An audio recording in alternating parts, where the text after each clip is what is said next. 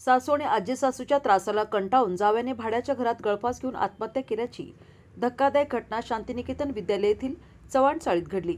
चेतन बाळासाहेब माळी वय 28 असे मयत व्यक्तीचे नाव आहे. या प्रकरणी उमा बाळासाहेब माळी वय 45 यांच्या फिर्यादीवरून सासू संगीता महेश कांबळे वय 45 आणि निर्मला होवाळे वय 62 दोघी राहणार चाणक्य चौक श्यामनगर कुपवाड यांच्यावर संजरगर पोलीस ठाण्यात गुन्हा दाखल करण्यात आला आहे.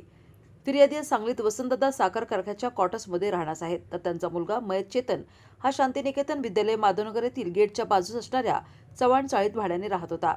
त्याचा विवाह संशयित संगीता यांची मुलगी पूर्वासोबत झाला होता. मात्र पूर्वाची आई संशयित संगीता आणि पूर्वाची आजी निर्मला या दोघीजणी तिला चेतनपासून सोडचिठ्ठी घेण्यासाठी फोर्स करत होत्या. या दोघांनी मयत चेतन यास खूप मानसिक त्रास दिला. त्यांच्या या मानसिक त्रासाला कंटाळून चेतनने तो राहत असलेल्या चव्हाण चाळीतील भाड्याच्या खोलीत छताला असलेल्या लाकडी तुळीला ओढणीनं गळफास घेऊन आत्महत्या केली.